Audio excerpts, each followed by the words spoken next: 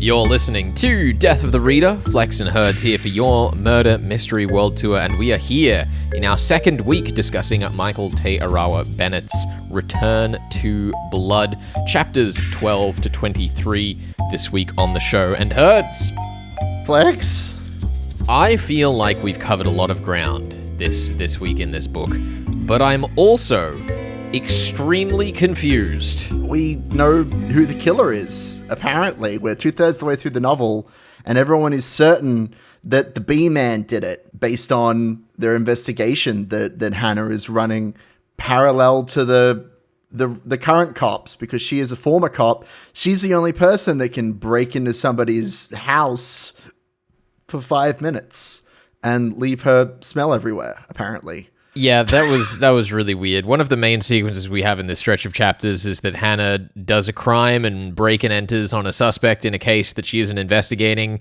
because she's not police and she doesn't have a warrant. So we go and we find the locket that was lost in the 20 years ago case where Paige had a little star locket from her parents that was never found, and it's The star for our star. yes, it's a callback to that thing I mentioned last week about the loose floorboard in the caravan. There's a floorboard with the box stashed under it in his new place. Also, to be clear, it's a bracelet, not a locket. Oh, yeah. And Gordon Weeks has it, although we have not had the chance to interrogate him. Yeah, the sort of implication is that Weeks saw Hannah through the curtains as he went. There's a very ominous moment where she feels like someone's watching her, but we don't really get the explicit confirmation.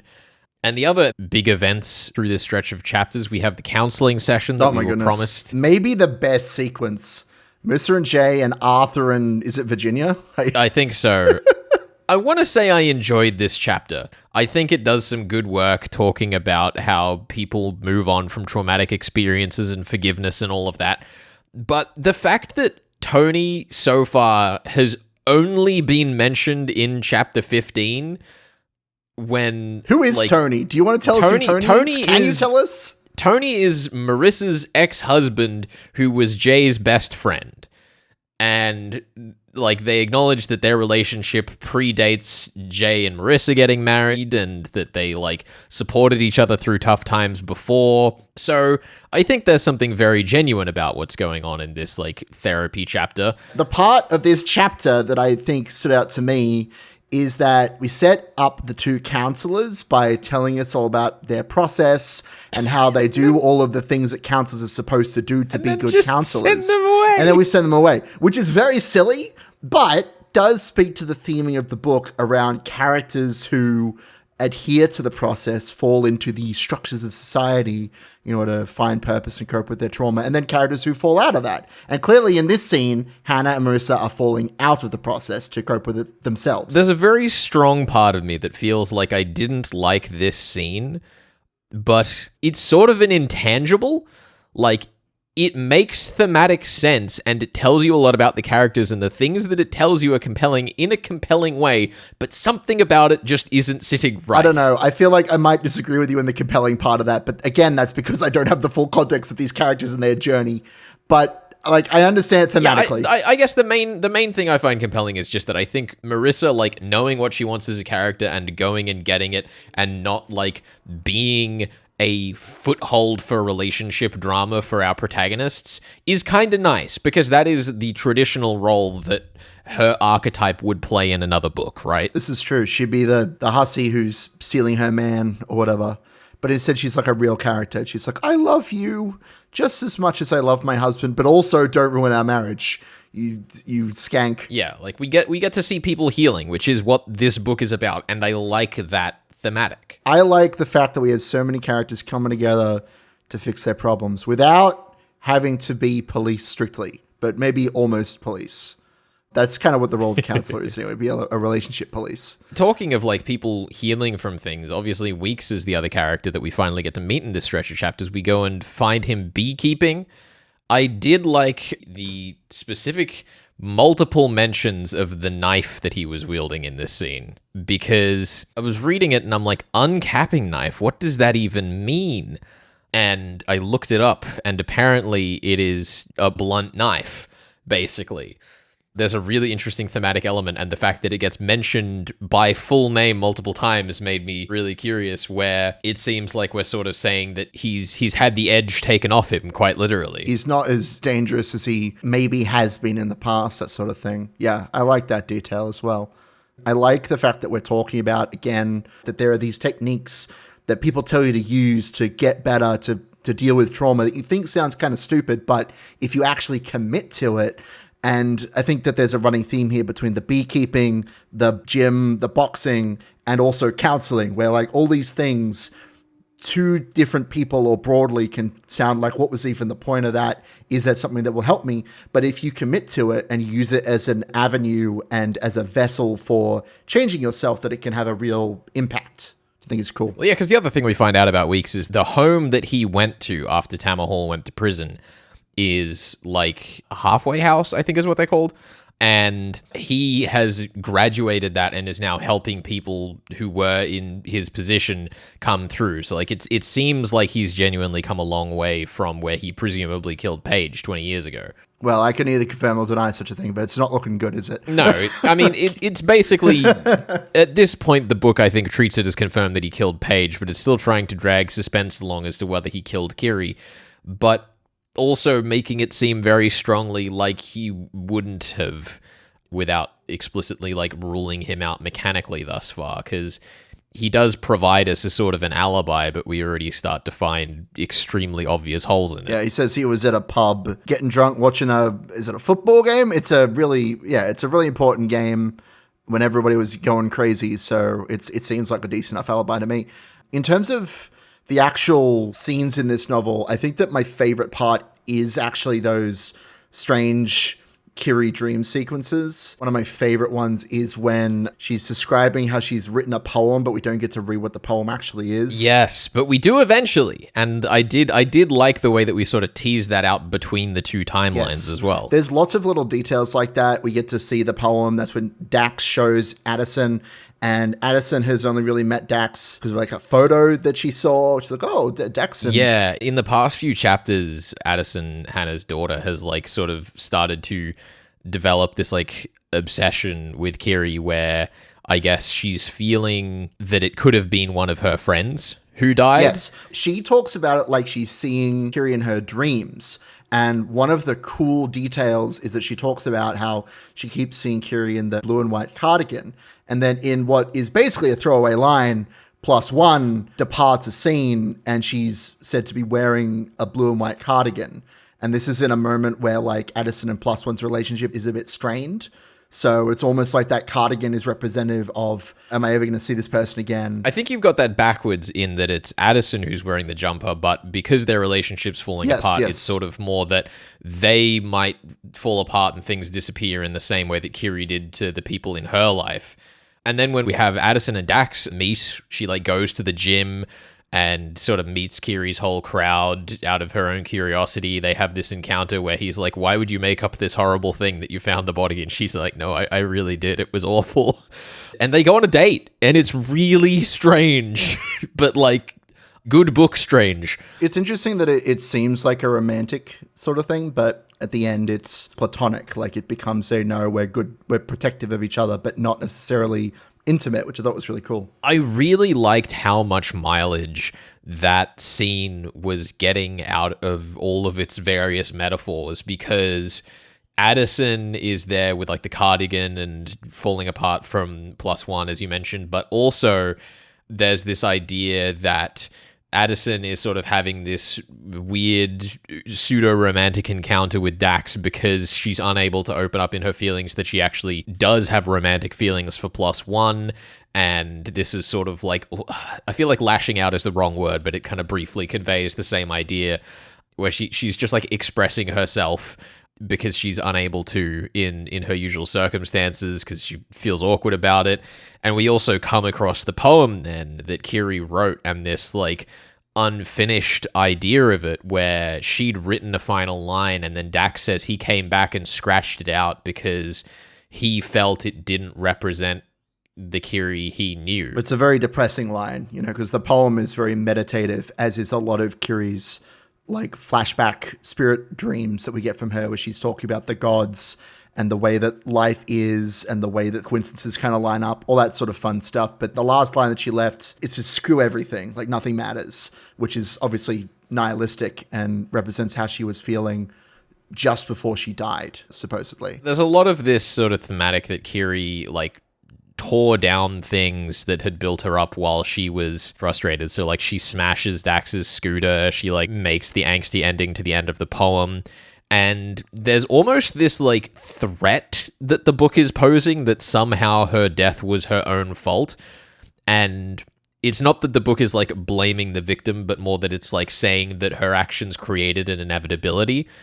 And I'm very interested to see where that particular idea goes. Yeah, I mean, we're exploring according to the prose and according, honestly, to Kiri's own dream monologue. We're exploring a very self-destructive sort of tragic character, which is why it's probably my favorite part of the book, because, you know, she keeps talking about how she's going to die in however many days. You asked sort of where the tie-overs were between the two books in the series, and I really like that in Better the Blood, we did have these dreams and these visions, this like Maori spiritualism tying together a lot of the thematics of the book, and we do the same thing this time, but I like that we have sort of given a character in the story a distinct role and voice to do so, rather than having it be almost like flashback flavored scenes. Like, it's more literally flashbacks in this book, but they are less literal. And it's also presented through a biased lens, right? Like, we've been talking a little about like characters and plot and things, but in terms of,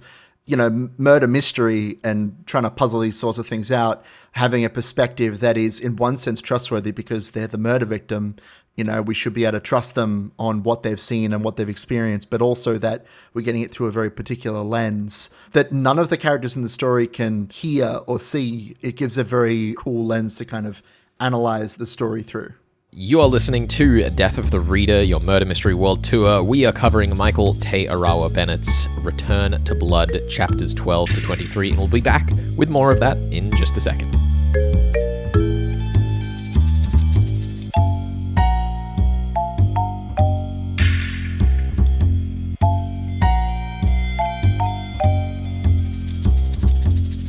You're listening to Death of the Reader. Flex here for your murder mystery world tour, and it's coming up to the end of the chilly part of the year, which means one of the best events of the year is near on our doorstep. That is Bad Sydney 2024 Sydney Crime Writers Festival, and I'm joined on the line by Catherine Dupalou-Menager, the artistic director of the festival for the past few years. Catherine, it's wonderful to have you back on Death of the Reader. Welcome to the show. Thank you very much. It's great to be back. One of the things that I've always said over the past few years of the Sydney Crime Writers Festival is that the fresh blood panels are the best things to go to find new authors talking about new ideas and new ways that you don't expect, but we've renamed them Fresh Talent.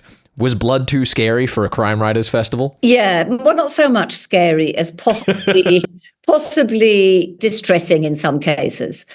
That a lot of the books in those panels are about family violence, violence towards women, trust. And we just felt perhaps not this year. Yeah, well, because I think they're always so exciting, particularly because we do start to get into some of those ideas you mentioned there, where these taboo topics where people have had to go through real hardship kind of get opened up in the fiction space. Yeah, I mean, the first one is called Women in Peril and the Women Who Write Them, and is very much about three completely different books, completely different situations that women find themselves in, but all of them dangerous. And, you know, exploring that topic through very different perspectives.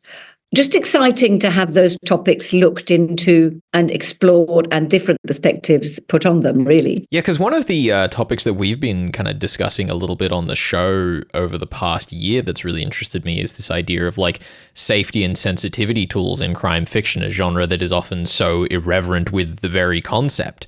And I think that the Fresh Talent change is like a really nice reflection of that. And also panels like the panel looking at, you know, all crime is local and how there is always a community at the heart of like every crime. Absolutely. And that sort of works two ways, because it's about how when you situate the crime you write about in a place that you know, in a community that you know, you're in a really good position to make it very authentic.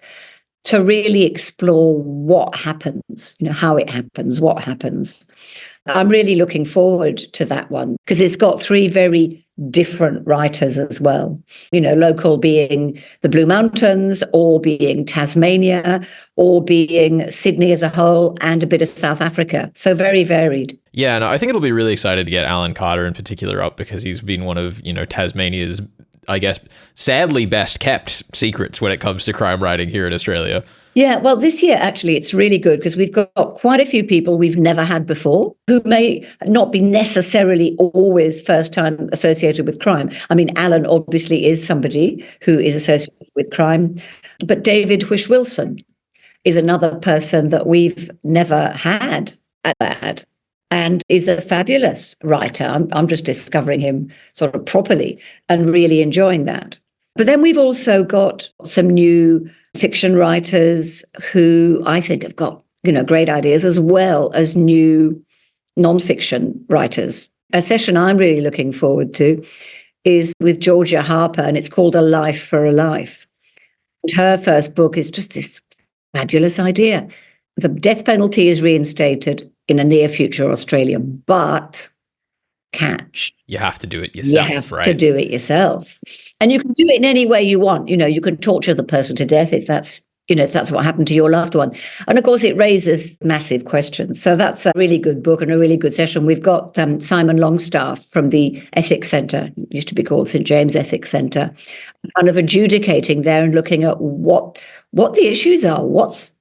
Should we even be thinking about that? Well, yeah, and I think one of the other things that's been really great to see over the previous years, we've had a series of growing conversations on the role of places like Western Sydney and the often difficult to portray in crime fiction communities because there's this implied guilt that Michael Muhammad Ahmad spoke on previous editions, and now starting to open that conversation up more with the session for Speaking Out on Radio National, Justice and the Wisdom of Elders, where taking that same perspective to an Indigenous Australian lens. Absolutely. That's one that's going to be particularly interesting. I mean, Auntie Barb Nicholson produces annual, or almost annual now, anthologies of poetry from First Nations people, First Nations men, mostly in prison.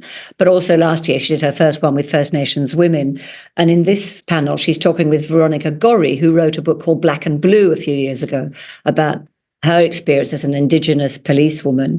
And this is I haven't had a chance to read it yet, but her new book she's edited it, and is a series of essays on the different aspects of where justice isn't quite done, shall we say. Yeah. I always really love coming back to these ideas, like I was talking about sensitivity tools, the role of marginalized communities in crime fiction, and starting to have those conversations more open. I guess over the years of having these conversations at the festival, how have you seen the fiction that we engage with at the festival kind of change in response to those discussions happening in that public lens? Look, much as I'd love to take all the credit for it. And as much as I'd love to give it all to you, Catherine. Yeah. One of the reasons I particularly like crime fiction is because it always reflects what is going on in society, and it does it quickly. Obviously, all fiction does, but let's call it literary fiction. A piece of literary fiction might take years and years to write because it's driven not only by plot, but the writing itself has to be incredibly carefully crafted. Now, this is not to suggest that writing in crime fiction is bad, because I don't believe that it is, but it's about looking at aspects of what's happening with a plot and what's happening now, what people are worrying about now. So, 5 years ago, for example, domestic violence, domestic abuse, coercive control was not approached much. I mean, women always got killed in crime fiction. That's years, but often they were the dead one on the slab, not the woman who fights for justice, or to whom the people investigating it feel a responsibility. And I think that is something that has changed hugely. One of the other big returns for this year is a lot of the pitch sessions and the kind of walking tours that the fantastic sort of sideshow elements that I love at BAD, getting to talk to all of the new writers there who are excited to pitch to agents, to publishers, to go and explore the parts of Sydney that they wouldn't otherwise have known about.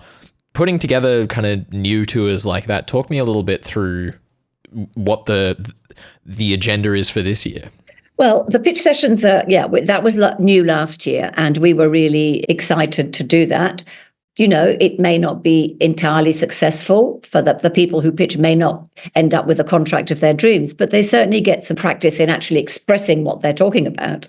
I think for a long time, we've had at least one kind of crime walk, but this year we've got 3. One of them is a repeat of the fabulous Tea Ladies walk in Surrey Hills, which we've called Glad Rags and Body Bags, and that's connected to Amanda Hampson's Tea Ladies book, which takes place in the rag trade in Surrey Hills, and that is fun and interesting because again it reflects the sociological change in an area. I did this last year and I thought, gosh, I had no idea about some of these things. Ethnic groups, maybe migrant groups, maybe refugee groups who moved in and then moved out, moved on. It's really, really fascinating. And this year, Elliot Lindsay has got 2. One is called Red Lights and Neon Nights. Obviously, it's King's Cross, so that should be fabulous. But then the other one is Blood on the Rocks, looking at the true history of the rocks, and that should be interesting because that's something I know very little about. One of the earliest parts of Sydney, so there's going to be plenty to look at there, I think. Well, Catherine, it is always a delight speaking with you and attending Bad Sydney. It's such a joy to have a festival like this in Sydney, just down the road from the studios. So thank you so much for your time and all the best with this year's festival. Thank you very, very much. This is Death of the Reader, your Murder Mystery World Tour. We'll be back with more in just a second. Stick around here on 2SER 107.3. You're listening to Death of the Reader. Flex and Herds here for your Murder Mystery World Tour. We are talking Michael Te Arawa Bennett's Return to Blood, chapters 12 to 23. I am in the hot seat, and Herds. Yeah. The dream sequences we have from Kiri's perspective, which are in sans serif font for some reason that eludes me. It's the thing to do, apparently. Apparently it is. But they each have these little nuggets that they give us about, like, it was a person that killed me, it wasn't Dax, so on and so forth. But the one thing that did strike me as odd is as we start to get, like, further and further into the dream sequences, I'm starting to develop a hunch with regards to the number of times that, like, vehicles are key to the flashbacks. I don't think you should follow a hunch. That's rule number 1 of murder mystery. Avoid suspicions at all costs. Why do you think that there might be? Because there's the scooter, there's the driving, there's the parallel with Timothy trying to drive his car. There's the whole thing as well where it even just describes her life as a car crash. Yeah. But the thing that is perplexing me is I can't think of a reason that, like, vehicles would be important to the flashbacks. Like, as you alluded to there, Timothy is getting driving lessons and we see, like, Rendell's Zephyr Mark III car, whatever that is, I don't know. They're also doing a crime in the most previous chapter where Timothy and Randall are trying to, like, hijack a car or something and sell it. Yeah, they're, like, out in the dark of the night breaking fences and stuff. And Hannah stumbles across them. I don't know if you want to say anything about Timothy and Randall while we're here. I assume they tie into your elaborate theory somehow. They are the only ones committing crimes, after all. I still can't buy Timothy entirely as the killer. Okay. Before we dive into that mess, why don't you just tell me why Gordon Weeks is not the killer of Paige and/or Kiri? Because he's developed healthy coping mechanisms. He has healed. I think he is meant to be worthy of the chance that Tama Hall took on him. He evidently did a horrible thing. We also meet Chloe Purchase, who he, like, harassed one night not long before Paige died. He clearly did some horrid things, but Weeks thought he could come back from it, and the book is sort of saying that he has. Do you think that he killed Paige or not? No, I think he did. The reason I can't buy Timothy as a killer is that we don't really establish him as a framing device with the coping mechanisms and the dealing with trauma that the rest of the book has. What is the trauma that Timothy has that he is acting out upon? He is an impressionable teenager, but what has happened to him? It would feel too thin if that was the culprit, and I don't know. I'm kind of stuck for who else I was to going to pick. say, I'm totally happy to debate Timothy, but like, are there any other characters that could even have murdered Kiri? You mentioned this self-destructive thing. Could she have killed herself somehow? Like, is there a loophole here in the meta-narrative? No. Because, like, the one thing that her dream sequences keep saying, and I think they say it with the intention of you as the reader being in a position to criticize it, is that she's like, I could stop at any time. And it's presented through her lens, and like, she has drug troubles, so the implication is that she doesn't. Yeah, I mean, she says she's in control, but we know what's happened to her. If she had died of her own accord, she wouldn't have ended up buried in the sand in a like-for-like case to Paige. That, I think, is the key detail I have to work with. And the thing that's messing me up is that the only plausible character for it ending up in the sand in a like-for-like case with Paige is Lorraine, because she's the only character who, through this entire story, has mentioned, oh, like, yes, Hannah, I remember that case that we spoke about where a girl was murdered near where you grew up. You told me about it in Police Academy.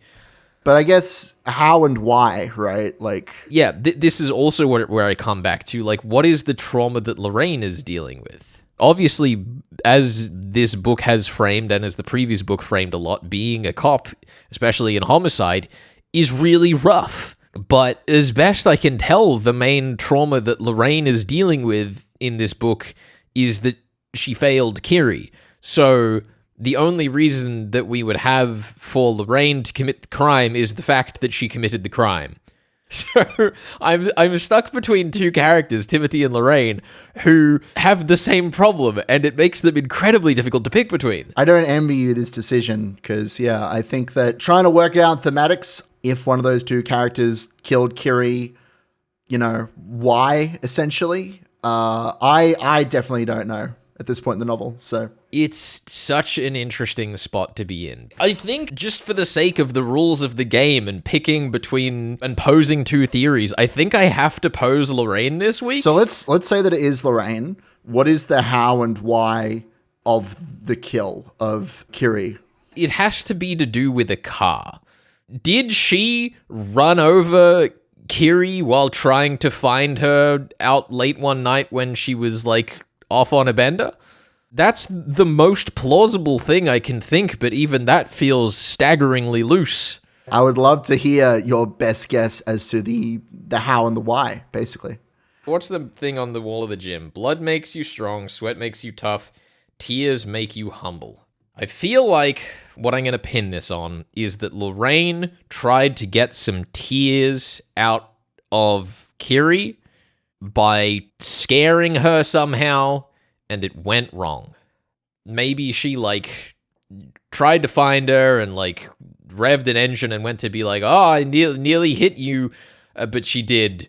Because the last chapter we have from Kiri is that she ran over Dax's motorcycle trying to scare him, and I reckon Lorraine did something in parallel.